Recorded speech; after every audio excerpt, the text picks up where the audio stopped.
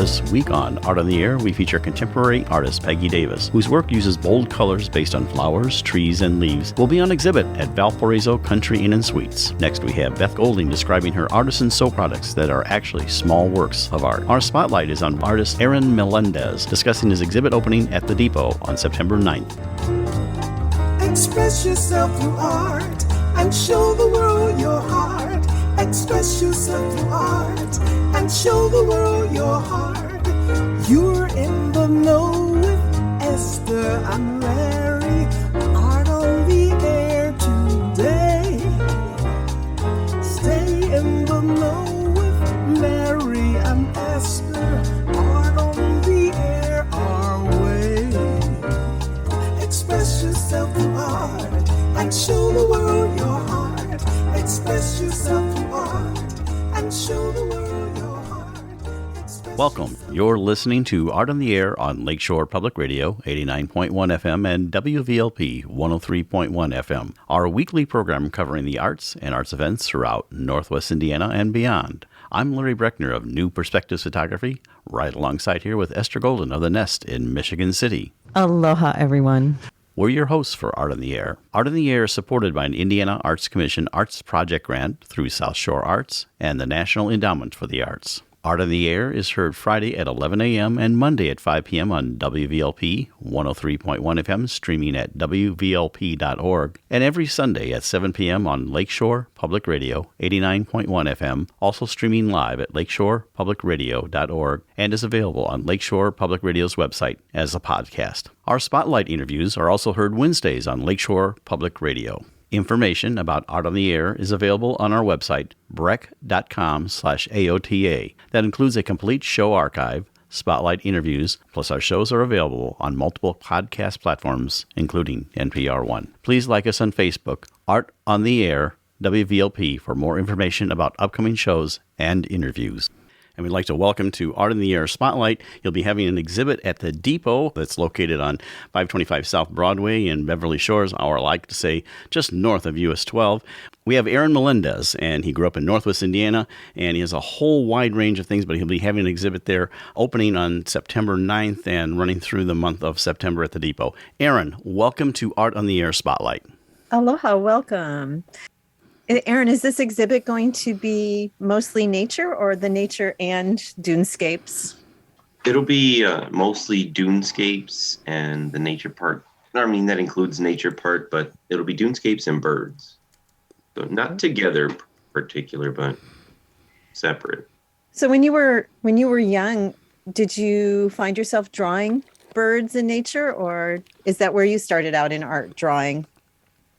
Not so much birds. I would draw anything and everything. I mean, from planes to whatever I saw. But as I went along, usually the things that I liked to keep drawing and painting were places I wanted to be. Can you describe that? Mostly just outside. Like I didn't grow up. Although I grew up in the area, I didn't go to the dunes quite a lot. And as I got older, I started venturing out more, and I would go there on weekends or whatnot. And I love going there. I love hiking there, and started bird watching, I guess you could say. Sure. So, Aaron, tell us a little about your background. How you got, like Esther started that, but like where you went to college, or how you got more into the art, and a little bit about the media that you use. Okay, so I use watercolor mostly. I'm not limited to watercolor, although it's my preferred medium. I do a lot of digital work as well, which won't be on exhibit here. Which I love, by the way. Thank you. I love the digital work. Thank you. Yeah, so when I went to college at the American Academy of Art in Chicago, I went there with a focus to do digital illustration.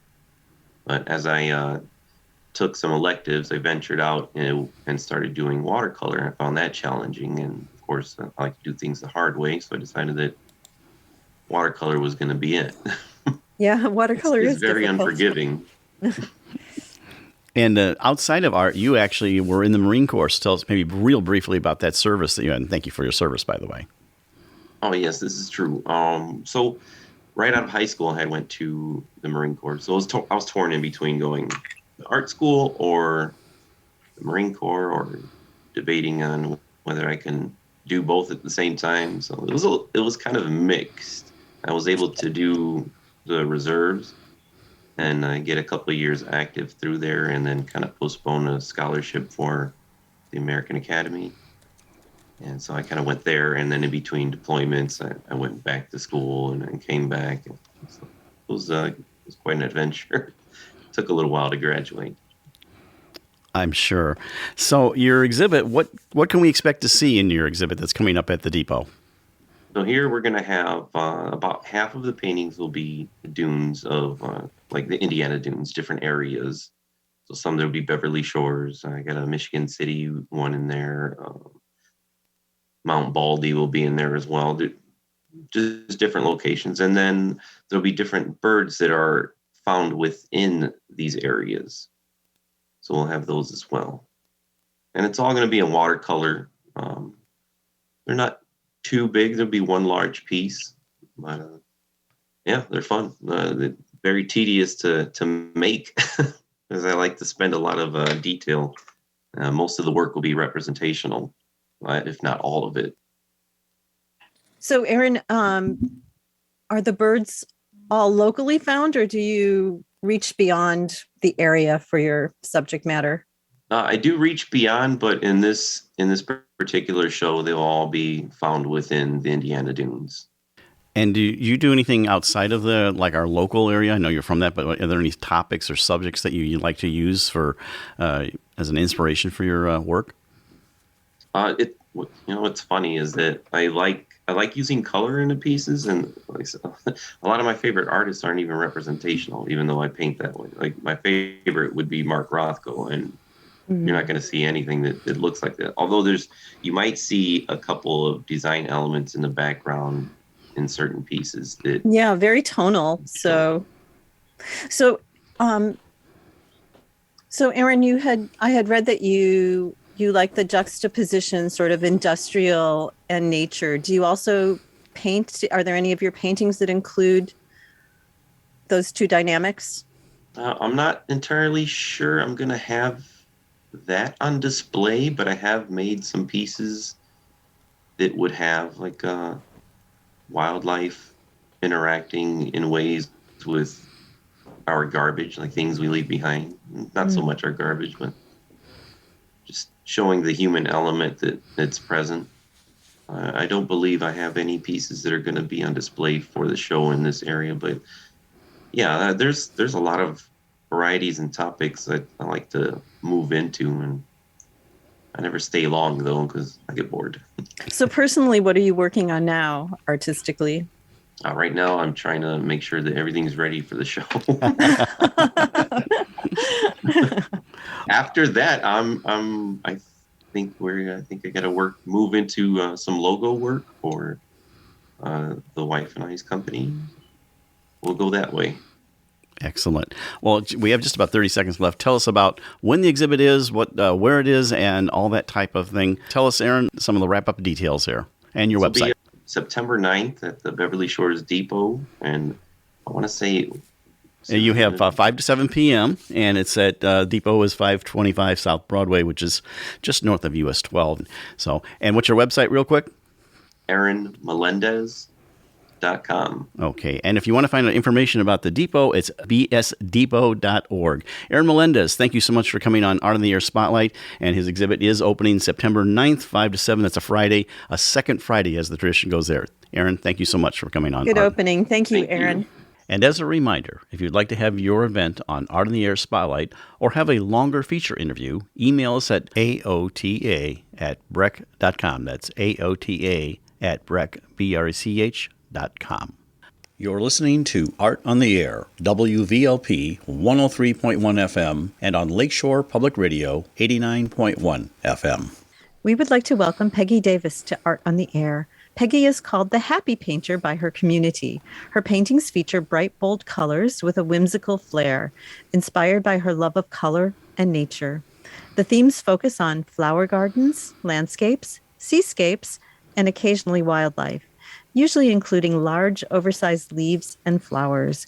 Thank you, Peggy, for joining Larry and I on Art on the Air. Aloha and welcome. Hello. Hello.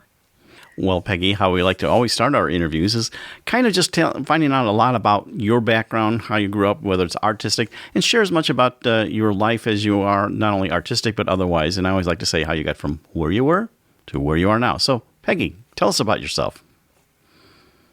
Well, I'd like to say that I always was drawing. I started drawing when I was very, very young. The youngest I can remember is about 5 years old. My mom has quite a few things that she had saved from when I was very young and hung them around the house. I went to high school and I was in art for about 4 years. I took it every year. I wanted to take other classes, but I wanted to take art more, so I took that. I had a really wonderful teacher. His name was Dr. Felischetti, and he showed us all kinds of the basic things. And, I really didn't have much of an imagination, so I really was frustrated in the class, but he really, scooted me along and taught me a lot of things. I continued to paint. I really didn't talk to anybody about it other than my family. Most people didn't know that I drew or painted or anything like that. I really was kind of embarrassed of doing it. I was afraid that people would think it was stupid and dumb and or that I was bragging. And so I really didn't tell too many people about what I was doing. But I spent a lot of my afternoons painting and drawing and mostly birds back then and horses and dinosaurs for whatever reason. I don't know. But then I got married. Were dinosaurs because of children? No, I just was young and I just liked dinosaurs. Dinosaurs? So I just was, just like most little boys, I just liked dinosaurs. I just thought they were cool. So I focused on drawing dinosaurs. I doodled a lot in class. School was kind of boring. So I think that happens for a lot of creative people. School's kind of boring. So I drew a lot in school and watched what other people drew and kind of tried to mimic what they drew. When I got married, I had children and I stopped. But then I started painting furniture. I was painting furniture way before anybody else was painting furniture. I painted flowers on, all my kids' dressers or, animals, all kinds of things for the boys. And I drew daisies on the wall, and I'd go and do my friends' kids' rooms. And then I started doing murals for people, and I did murals in daycares. I did murals for people's, playrooms at their homes. And I just did that for years. I just kind of I think as I got older, I just kind of started to gravitate into different areas. There was the faux finishing time. I faux finished everybody's houses. I marbleized everything and drew grapes and, painted columns. And,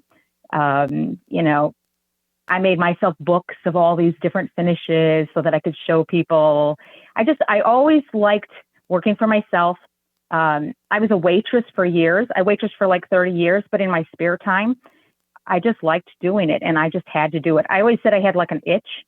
And if I didn't take care of that itch, I would become like, just restless. I mean, I cross-stitched, I crocheted, I baked, I gardened, anything that kept me moving, and then, like I said, I painted in between at people's homes. And my best friend came along and I taught her how to paint murals. We did scenery sets for Sunday schools and for daycares. We got in the paper a few times, there was pictures of us painting barefooted, and standing on ladders and it was fun. I mean, it was just a way to, after you came home from work, when the kids were in school, you would just, I would just set up different, appointments and we would go and we would do it. And so that went on for quite a few years of doing different, things. There was always somebody asking me to paint something. And so I did. As I got a little older, we had raised our first set of kids. We have 6 children. And so we raised our first 3. And my husband and I adopted 3 more children. So we were foster parents for about 2 years before we adopted. And we adopted children 3 children with some special needs, and it was very stressful. So I decided I needed to start doing something. So I sat down and started painting again. And so I decided to paint on canvas. Now, when I was growing up, I didn't really paint on canvas. I painted on things. I painted on walls. I painted on furniture. I painted on paper. I painted little kids' tables. Anything I could paint, I just painted. But I decided it was time to learn to paint on canvas. So I started learning, and it was terrible, just horrible. And but I worked on it, and I worked on it. Was that because was it because it was a rigid, maybe squarish shape? Did you have to think about the design differently? What made it more difficult? The fact that it moved? No, I think it was because it was rigid, but I also think because I had to think about the design more. You know, when you're painting on walls for children, you're painting castles and you're painting trees and, you know, little princesses, and you don't really have to think. You can go home and you can sit down and you can kind of plan it out. And then not only that, but the people that you're working for, they have an idea of what they want. So when I started painting on canvas, you know, it was really foreign to me to decide where to, you know, without copying somebody else's work, how to do a landscape. I hadn't taken any classes. Other than school, I didn't take any painting classes. So in school, we learned chalk and charcoal, you know, the basics, and pencil and, you know, stippling, and you learn all of those things, but I had never actually put any of them into real practice. We didn't paint on canvases in school. Right. There were more projects. And so while I did really good at the projects and I loved them, it wasn't the same as actually sitting down and doing a scape of some kind. And so, you know, the first one I sold, I was so excited on Etsy. And then I don't know why this person bought it. It was horrible. It was horrible. And I realized it later that I had actually sold them something that was terrible. And I didn't trim the sides. I didn't know how to hang it. I didn't know how to seal things properly. And so I started to watch everybody, and I would study everybody's art and see what they were doing. And I slowly was able to start figuring out kind of what your style was. Well, that takes a while to do.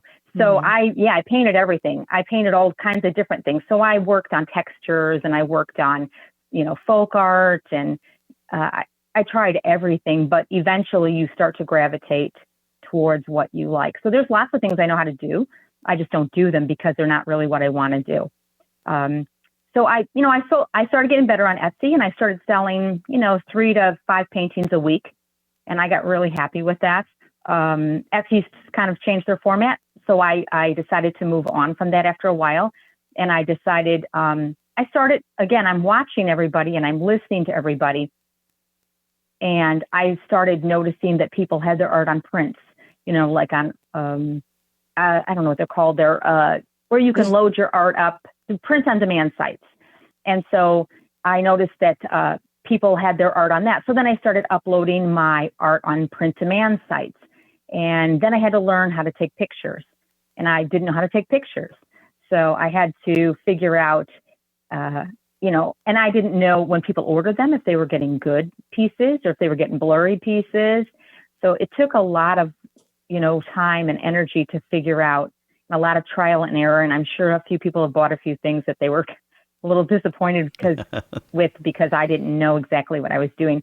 And, you know, I asked a lot of questions, but a lot of people don't really answer them for you. So now when people call me and they ask me questions, and people do it all the time, I always tell them, you know, how to do something, you know, what kind of scanner to use, what kind of camera to use. I don't know everything, but I do know some things. And so, and I'm constantly learning. So I got on the print demand sites, and after a while I decided I didn't want to do just that. I wanted to be on some of the bigger print sites that were run by companies that sell to hospitals and lawyers' offices and doctors' offices. And so I started applying to different licensing companies, asking, you know, sending some of my work off and seeing if anybody would take them. And I applied at quite a few, and quite a few did not call me back. And then eventually one called me back, and from there I kind of, you know, worked on watching what they were the kind of artists that they were, the company that I have for print, they have all different kinds of artists. They have museum quality, they have pop art, they have, floral art, landscapes, photography, they have everything. But still, I wanted to see kind of like the different genres that they were working in and what they were looking for. And so I started teaching myself that. And so it was I got involved with McGaw Graphics about 5 years ago, and they're the ones who do my print work. And I had asked, it said they were a licensing company. So I was like, woohoo, licensing, that's what I want to do. And so about I kept asking, I noticed none of my stuff was getting picked up. And I was kind of worried. So I'd ask, and they said, it's too early for you, Peggy. Don't worry, it'll happen. And so about 2 years into it, I had a gentleman contact me, and he asked me if he could represent me. And I said, and I knew who the gentleman was, and I felt that he had found me kind of underhandedly. And I really didn't like that. So I said, I'm already with the company. I'm sorry, I can't. And he said, well, the company that you're with doesn't do product licensing. Well, then I was like, what? I didn't say that to him, but later I was like, oh my gosh. So I contacted my company, and they said, no, they didn't. And even though they said they were a licensing company. So I started looking for a product licensing agent. And I worked with my print company, and I was able to get a separate contract so that I wouldn't hurt my first contract. So I had 2 licensing agents, one for print work and one for products. And I now am with both McGaw Graphics, and I am with Porterfield. And Porterfield does my product licensing.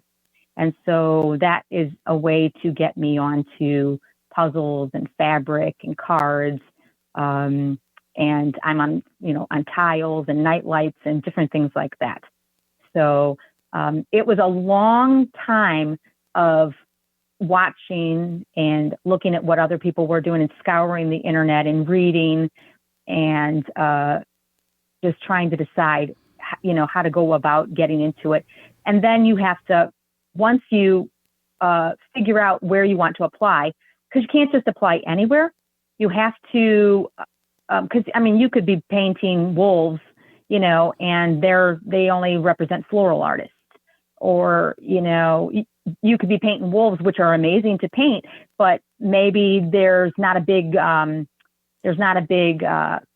product need for wolves on things, and that's just an example. It could be anything. So you really have to think, what kind of licensing company you're going for, and then you have to make sure that you fit into their licensing, what licenses they would like to represent, or you have to really,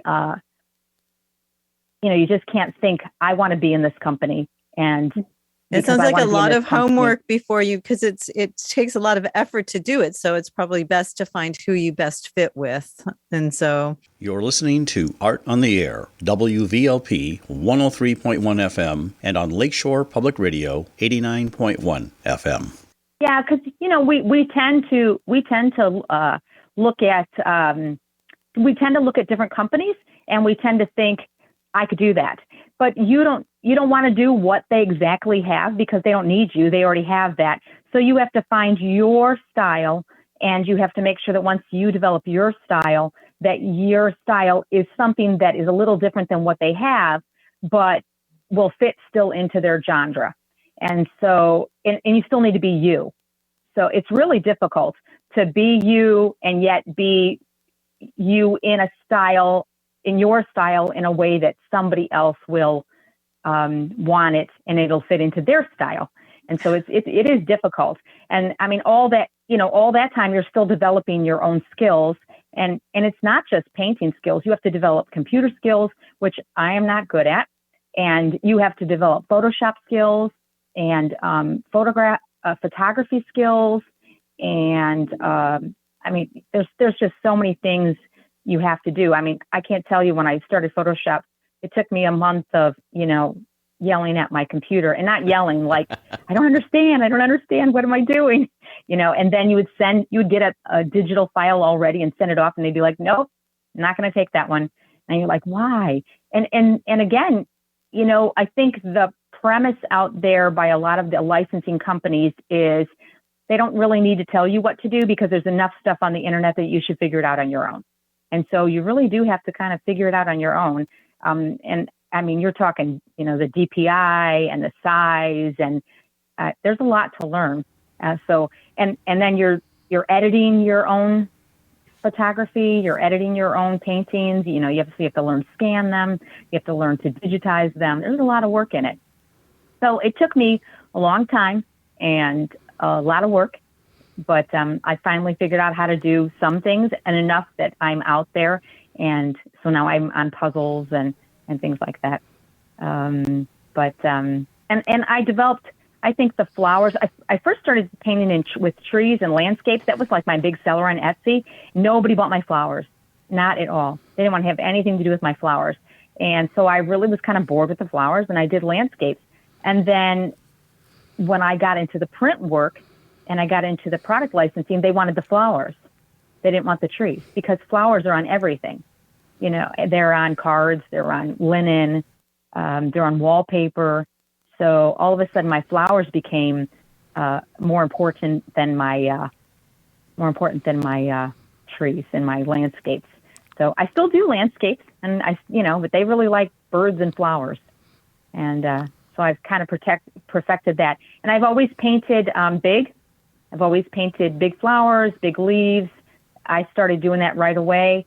My perspective is always to make my paintings look like you're sitting in the garden, so you're right up on them, and so everything is kind of in your face.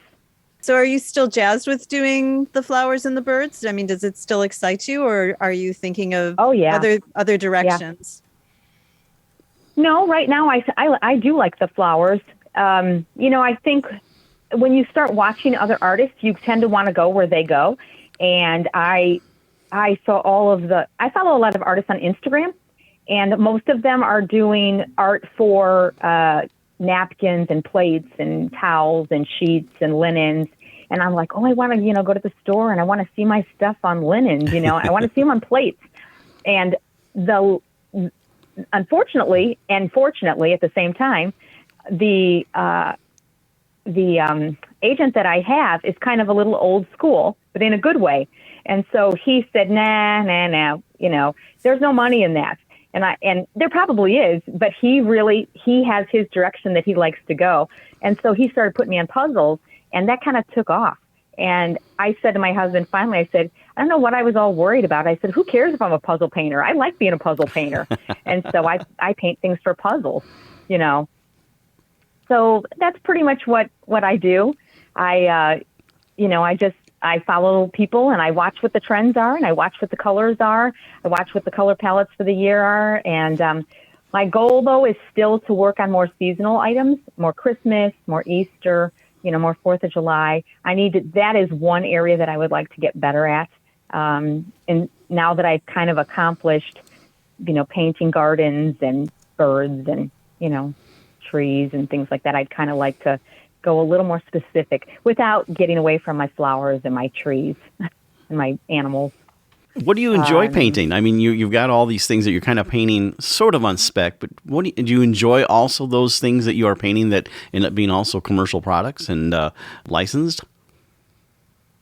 I still paint what I want to paint. I just tailor everything. So like right now, I just got a contract to paint a couple of paintings for a company that provides corporate art out in Texas. And so when I paint that, they sent me what they wanted. They did a deep dive on me, and they found some of my older work, which is terrible. But the two pieces that they picked are kind of cute. So I'm just going to kind of bring them up just a little bit to where I am right now without kind of, but when I paint those, I will paint them in a way that I can use them for other things.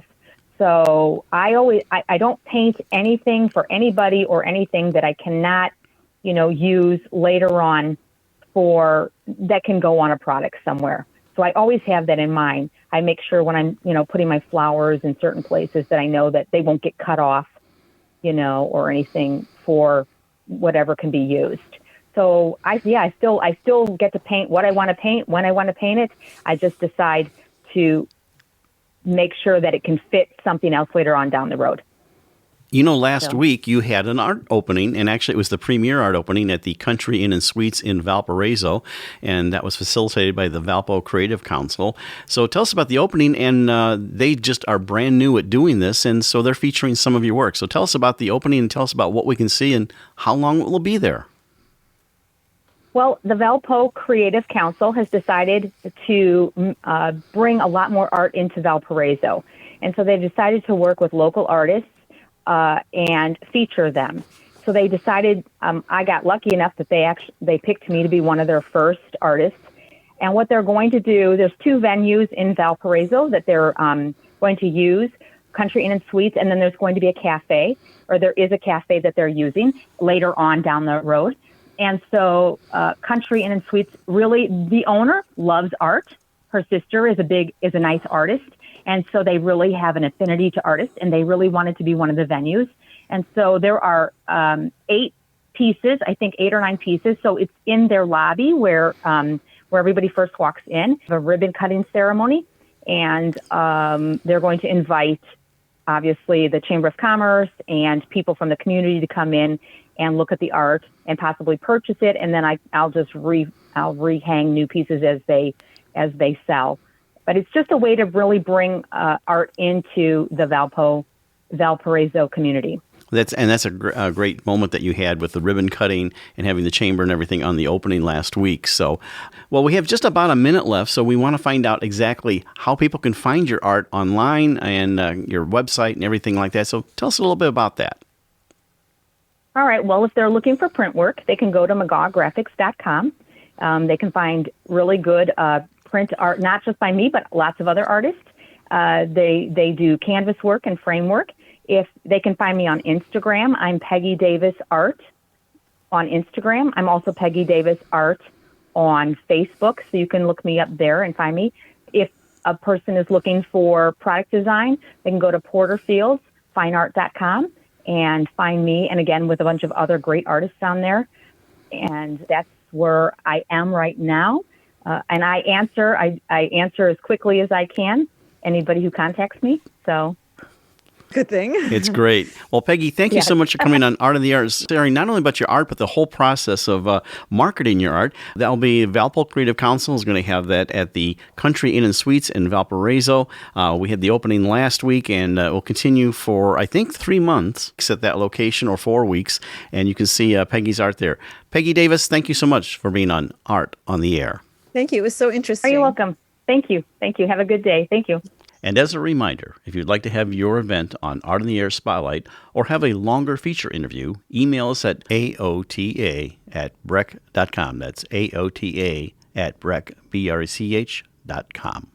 You're listening to Art on the Air, WVLP 103.1 FM, and on Lakeshore Public Radio 89.1 FM.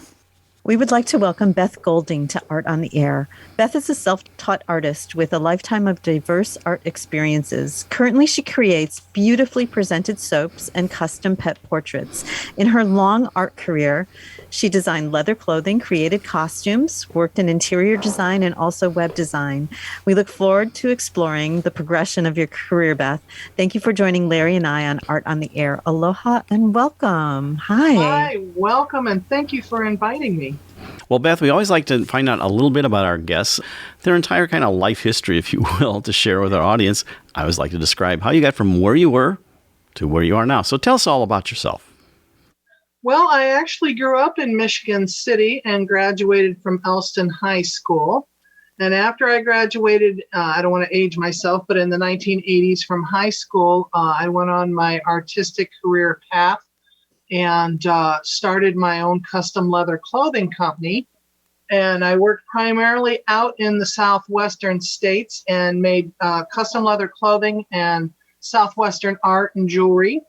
And I did that for a great number of years. And then from there, I progressed on to the Pacific Northwest up into the Seattle region. And up in the Seattle region is where I started making my pet portraits. And then I did also custom clothing design, costuming. And then I went into the interior arts. I was a manager at the Seattle Design Center for many years where I managed a showroom, and I primarily specialized in hospitality interior design along with residential design. So I worked a lot with that. And then back in the early 2008, both my parents were still living here in Michigan City, and they were approaching, I hate to say, the end of their life. And so I was the good daughter and came back home. And ever since I've been back home, I've been working with my pet portraits, and I'm also currently going to school and getting my degree in visual communications. And then I also then started working with the Be Gold Urban Farm and the soap design. And that's kind of from there to here. So was your family artistic? What was your grade school? I mean, like, what kind of art did you do in those beginning years? Well, I come from a family of artists on my father's side. So my grandmother was an incredibly talented artist. She actually did the old-fashioned China dolls, like what you see in the museums from like the 1800s.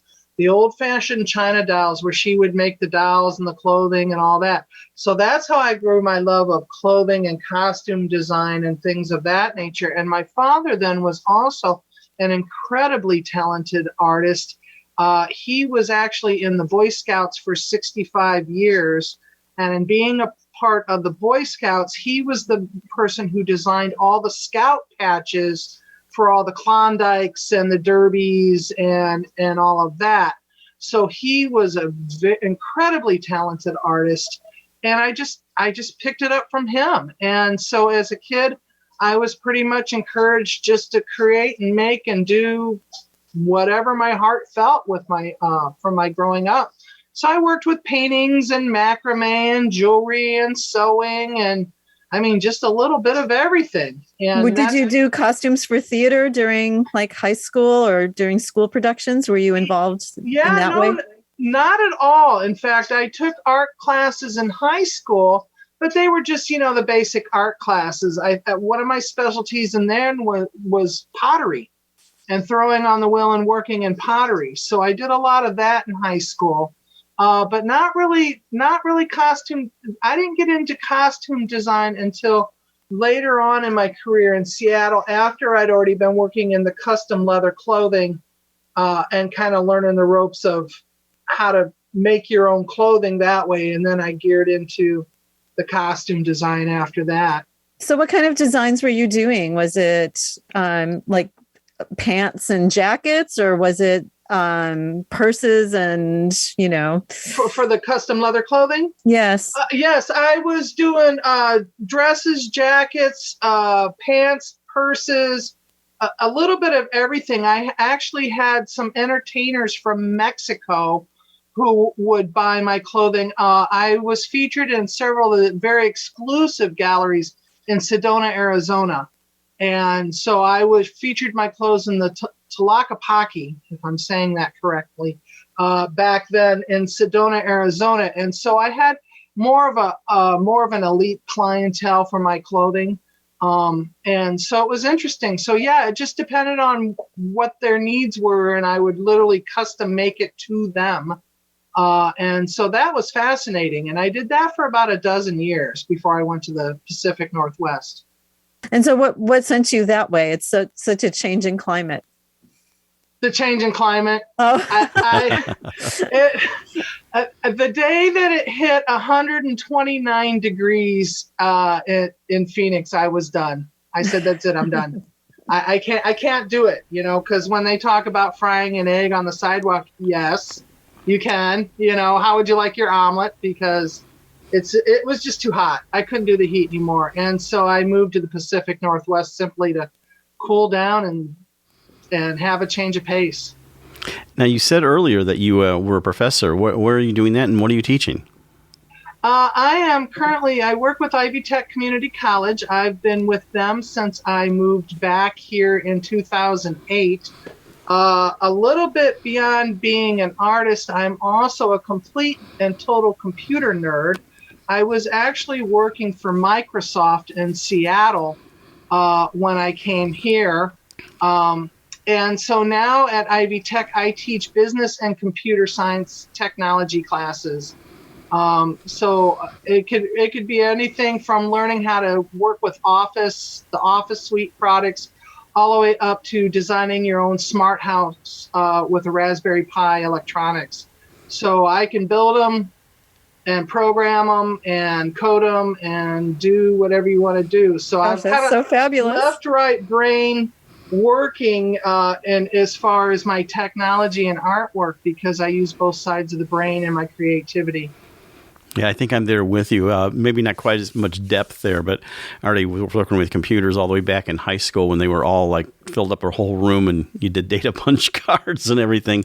And then of course, when the Apple II computer came out, I actually wrote software on tape before, I didn't have a disk drive at the first thing. So yeah, I know that. And then I also have the left-right brain thing because I do creative things. Very good. Mm-hmm. So you came back to the region to take care of your parents. And so you landed here. When was that? And we know the motivation, but then where did you land when you came back here? Well, when I came back here, I came back to Michigan City, and I actually kind of moved in with my mother because she needed the assistance at that point. And then I started as a student at Ivy Tech. And while I was the primary caregiver of my parents while they were in their passing, I also went and got my MBA graduate degree at the same time. And so I got my degree, and then once I got my degree, that's when I went into teaching. But I also, right when I came back, started working with Ivy Tech. I actually started in their IT department, working in their IT, because I was building the labs and building the computers and programming them and setting up, the labs and what have you. And then, like I said, it just kind of morphed into becoming a teacher after that. It just progressed. And so I do that now. I teach classes online with Ivy Online. Ever since, when the COVID protocols and everything hit, I kind of left the classroom and went online. And so I like working online. I've been doing that ever since, which is nice because then that gives me the freedom working at home to work in the studio also and saving myself huge commute time and classroom time every day. How did you find your way to soaps? Well, initially when I started with Be Gold Urban Farm, I was actually started out with an urban farm growing microgreens. And unfortunately, due to the weather situation, I wasn't doing so well with the microgreens because of just heat and humidity. It was just taking out my crops and was just not working for me. And so at that point I said, let's switch to soaps. I've never done it. Let's do something new. And so I did. And that's kind of how I got started working in soaps, is because the microgreens didn't work. And everybody will have their image of soaps when, they think about a handmade soap product, but yours is just so uniquely different, from the packaging to the way you design them and the whole look of them. I mean, you've really taken it to like this beautiful, beautiful level. So can you kind of talk about how you developed your look maybe? And Sure.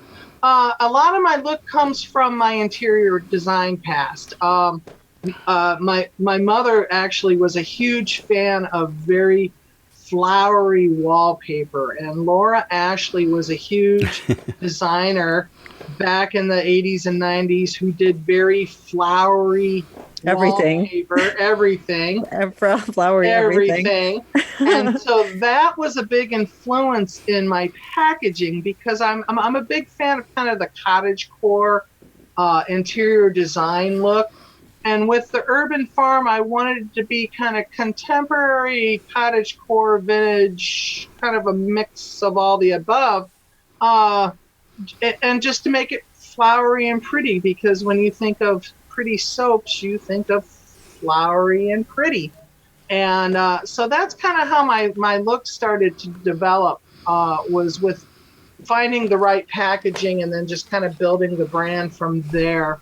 Yeah, it has tremendous eye appeal, as well as just being a beautiful product. I mean, you really have taken great care with the way you've presented it. Thank you so much. I think a lot of having my MBA degree has helped with my business acumen as far as, packaging and branding and the look and the colors and the feel. Definitely my education has come into play to help with all of that for sure.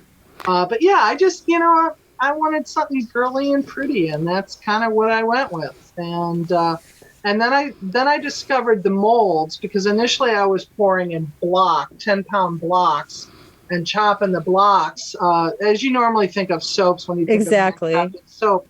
But that was becoming too hard on my wrists with my carpal tunnel. Constantly chopping those blocks, hundreds and hundreds of bars of soap. So then I found some beautiful molds. Very beautiful. That I discovered, so then I kind of switched what I was doing with the soap making and going into these beautiful molds and making it more of a creative art form as opposed to just a custom bar of soap. And so my soap, I consider it to be more of gifty kind of soap, something that you would buy. Oh, this is beautiful, I want to give it as a gift to my friend, as opposed to I just want a bar of soap to go take a bath with, right? And that's, I love doing it with the molds because it allows me to be artistic and creative and mix all the colors and experiment with the colors and the layers and all the visuals and the way you name them. And the way you name them are very creative as well. So yeah, I've got some fun ones in there. I've got some just normal ones, but I've got some funny ones also. Very. Well, and the other thing, I'm on your website looking at it, you not only have human soaps, you have soaps for other animals and things. So tell us a little about how you got into doing different kind of dog wash soaps and everything like that. Well, that falls back into doing the custom pet portraits, because I've been I'm a big animal lover, and all animals. And I just, with the pet portraits, I've worked with animals most of my life. And I love them, and I've been surrounded by them. And I have a little Jack Russell dog who is very rambunctious and free-spirited and gets very dirty sometimes because she loves to run and play and roll in the dirt. And so I just thought, I'm going to make a dirty dog wash soap so I can wash her smelly little self. And then I thought, you know what? I'm doing the soaps. Let's bottle this up and sell it. And that's what I'm doing. And so now I have the liquid soap and the dry bar for the dogs who get kind of with oatmeal that get the itchies and the hot spots. And then I also have little dog print hand soaps for people. And now I've expanded out into body washes, but more for people than dogs. So I'm expanding the product line as the business grows. And also you have soaps that treat specific issues too, don't you? Like more in the healing realm? I do. I have studied apothecary and botanicals and herbs most of my life because I'm a health nut, and I like basic natural. I'm an old hippie at heart, so I like everything just basic and natural. And so I started creating the healing soaps because I want to help people also. That's one of my life missions, not only as a teacher, but also just to help people. That's in my spirit. And so my healing soaps, I have everything from anti-inflammatory, antiviral, antibacterial, skin healing, moisturizing, acne, sunburn, muscle rescue, helps you. I have Breathe Easy that helps you breathe, that opens up your airways. I have tea tree. I have coffee. My coffee soap is made with Arabica coffee so that you can just smell good and wakes you up in the morning and scrubs your skin with a natural scrub. So yeah, just lots of fun stuff. You even have bacon soap, which I do. I also have a honey ale beer soap. So I do what I call the Midwestern gift box, which is bacon and beer. Which makes a great gift. But the bacon soap, if you're a bacon lover, this is the stuff. It smells just like bacon. And it It's looks amazing. sharp because you have a little pig on there, with, coming out of flowers and everything. I mean, if you look at your website, I mean, they are works of art in and of themselves. I'm not sure you even want to use the soaps. You just put them out. They're really pretty and they're just beautiful. Yeah, Well, it's bold. Be Gold Urban Farm. .com. Yep. Thank you so much. Yeah, I try to make things that I think that people would enjoy and they like. One of the biggest comments I get, I would say one of the main comments I get feedback from my clientele is that it's too beautiful to use. We don't want to use it because it's too pretty. And I tell people, be beautiful in the bath. I make them to be used so that you feel pampered and special and treat yourself to something nice that makes you come out feeling wonderful and smelling wonderful and It makes your you feel day good when better. you just look at it. Right. You have one that just looks like a piece of labradorite. It's just like so beautiful what you've done with the colors and the sheen. Thank you. Yeah, I actually was making some that look like actual gemstones.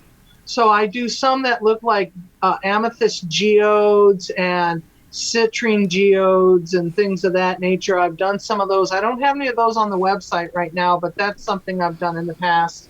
It truly lets you be creative in all sorts of different ways. It's kind of like the total package of being able to be creative. It is. And the thing that I enjoy most about owning my own soap business is one that, well, of course, being your own boss, but also the fact that no day is ever the same every day. I mean, one day I'm pouring batches of something. One day I'm doing photography and building the website. One day I'm out promoting the business and working. I work 4 different markets this summer. So I'm out working the markets. So every day is Why don't you different. say which markets those are? Sure. I am at the Michigan City Farmers Market on Saturday from 8 to noon. I'm at the New Buffalo, Michigan Farmers Market on Thursday nights from 4 to 8. I work at the Dockside Artisan Market, which is on Sundays from 10 to 2. That's in Michigan City. And then I will be on the Labor Day weekend. I will be at the Chesterton European Market, which is from 8 to 2 in Chesterton. And that'll be in the first weekend in September that I'll be there. I don't do that one. Only on holiday weekends is when I'm at that one. So between all those markets and doing what I'm doing, it's just, I'm busy every day. Full day. Full day, every day. And is it your sales better in the market season, or are you finding that you're selling quite a bit from like your website or direct contact?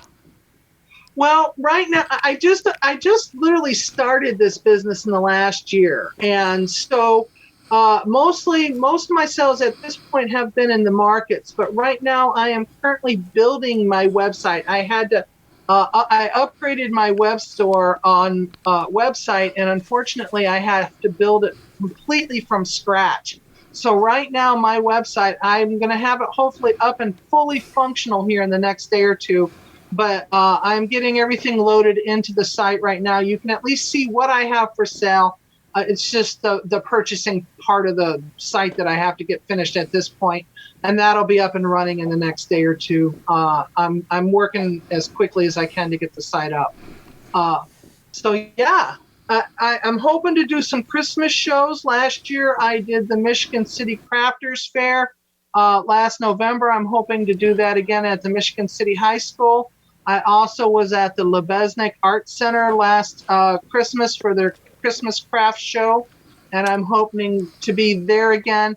But I'm also beginning to expand my presence in Amazon, Etsy, and some of these online stores, and getting that going. I don't have any social media accounts up at this point yet. I'm trying to get the website built first before the social media accounts, but that is coming soon also. So everything is at the begolurbanfarm.com at this point, if anyone wants to look at my work. It's so exciting. Congratulations. Well, thank you so much. I love doing what I do, and I love helping people. And I think in this time and age after coming out of COVID that soap is a great practical gift And that's kind of what I built my brand around, is giving these as gifts to people and just feeling good and being beautiful. And they're really works of art. I mean, I'm still looking at them from the They're different so categories, beautiful. and there's different scents and everything like that. It's just amazing how you've done that. So we got 1 minute left. Tell us a little bit what you hope down the road here. You kind of hit on that, and make sure we get your website and contact information out one more time, Beth. Sure. My website is BEGOLDURBANFARM, BGoldUrbanFarm.com. And that's where everything is at. You can see me either at one of the 4 farmers markets and visit me there, or you can visit my website. And again, I'm hoping to have social media up going soon and selling online in other various retail places as soon as possible. Excellent. Well, we really appreciate you coming on Art in the Air. That's Beth Golding, Gold Urban Farm. It's the website again is bgoldurbanfarm.com, and you can contact her also with that at gmail.com. Thank you so much for coming on Art in the Air and sharing your wonderful artisan soaps. Well, Thank you. yeah, It's and your been whole my great career. pleasure. It's so interesting. Thank Oh, you. well, thank you. I'm so grateful that you've interviewed me today. I appreciate it. Thank you. Thank you, Beth. Thank you, Beth. We'd like to thank our guest this week on Art on the Air, our weekly program covering the arts and arts events throughout Northwest Indiana and beyond. Art on the Air is heard Friday at 11 a.m. and Monday at 5 p.m. on WVLP 103.1 FM, streaming live at WVLP.org, and every Sunday at 7 p.m. on Lakeshore Public Radio 89.1 FM, also streaming live at lakeshorepublicradio.org, and is available on Lakeshore Public Radio's website as a podcast. Our Spotlight interviews are also heard every Wednesday on Lakeshore Public Radio. Thanks to Tom Maloney, Vice President of Radio Operations for Lakeshore Public Radio, and Greg Kovach, WVLP's station manager. Our theme music is by Billy Foster with a vocal by Renee Foster. Art in the Air is supported by an Indiana Arts Commission Arts Project Grant through South Shore Arts and the National Endowment for the Arts. We would like to thank our current supporters and underwriters, which include Regional Art Patron Mary Levan and Walt Bredinger of Paragon Investments. So we may continue to bring you Art on the Air. We rely on you, our listeners and underwriters, for ongoing financial support. If you're looking to support Art on the Air, we have information on our website at breck.com/AOTA, where you can find out how to become a supporter or underwriter of our program in whatever amount you are able. And like I say every week, don't give till it hurts. Give till it feels good. You'll feel so good about supporting Art on the Air. If you're interested in being a guest or sending us information about your arts-related event or exhibit, please email us at aota@breck.com. That's aota@breck.com, or contact us through our Facebook page. Your hosts were Larry Breckner and Esther Golden, and we invite you back next week for another episode of Art on the Air. Aloha, everyone. Have a splendid week.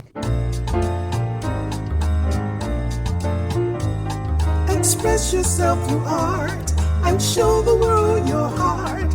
Express yourself through art and show the world your heart. You're in the know with Esther and Larry. Art on the air today. Stay in the know with Larry and Esther. Art on the air our way. Express yourself through art and show the world your heart. Express yourself through art and show the